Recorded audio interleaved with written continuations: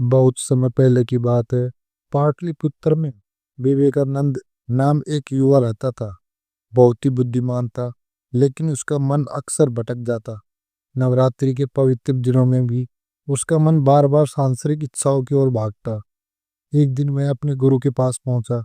वो बोला, गुरुदेव, नवरात्रि में लोग कहते हैं कि संयम रखना चाहिए, लेकिन क्यों? क्या इन दिनों में संभोग करना पाप है? कृपया मेरी शंका दूर कीजिए। गुरु मुस्कुराए और बोले, बेटा, तेरे सवाल का उत्तर मैं चाणक्य नीति से दूंगा। चाणक्य कहते हैं, जो पुरुष और स्त्री अपने इंद्रियों पर संयम रखते हैं वह जीवन में महान कार्य कर पाते हैं।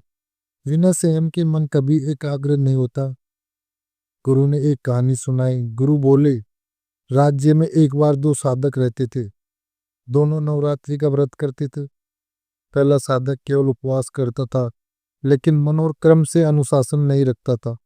दूसरा साधक भोजन थोड़ा करता, लेकिन अपने मन, वाणी और क्रम पर पूरा संयम रखता था।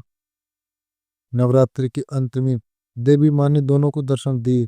पहले साधक से माँ ने कहा, तुम्हारा शरीर भूखा रहा, लेकिन मन भटकता रहा, इसलिए तुम्हारे व्रत का फल अधूरा है।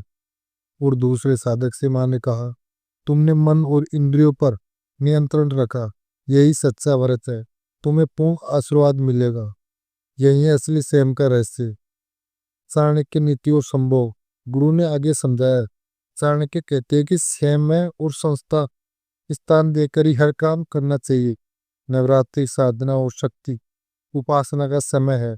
यह वह अवसर है जब मनुष्य अपने भीतर की शक्ति जगाता है।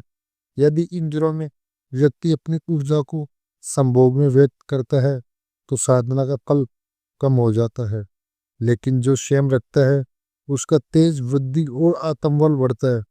याद रख बेटा, संभोग बुरा नहीं है, लेकिन उसका समय और परिस्थिति महत्वपूर्ण है। नवरात्रि आत्म नियंत्रण का पर्व है। जो इन दिनों इंद्रियों पर नियंत्रण रखता है उसके जीवन में कभी धन, सम्मान और सफलता की कमी नहीं रहती है। विवेकानंद का परिवर्तन। गुरु की बातें सुनकर विवेकानंद की आंखें खुल आई। उसने निश्चय किया, अब मैं नवरात्रि में न केवल भोजन का बल्कि मन का भी संयम रखूंगा। मैं अपनी ऊर्जा साधना और प्रार्थना में लगाऊंगा। धीरे धीरे उसका मन स्थिर होने लगा। पढ़ाई, काम और साधना हर क्षेत्र में वह सफल होने लगा। लोग कहते, देखो, ये वही युवक है जिसने नवरात्रि में संयम सीखा और जीवन का रूप बदल दिया। तो दोस्तों, हमें इस कहानी से ये शिक्षा मिलती है कि नवरात्रि केवल उपवास का नाम नहीं, बल्कि मन और इंद्रियों के संयम का पर्व है। चाणक्य नीति कहती है, जो व्यक्ति सही समय पर इंद्रियों को रोकता है वही महान बनता है।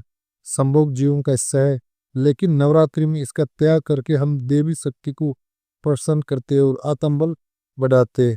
तो दोस्तों, ऐसी मोटिवेशन कहानियां सुनने के लिए प्लीज हमारे इस चैनल को सब्सक्राइब करें एंड वीडियो को लाइक जरूर करें।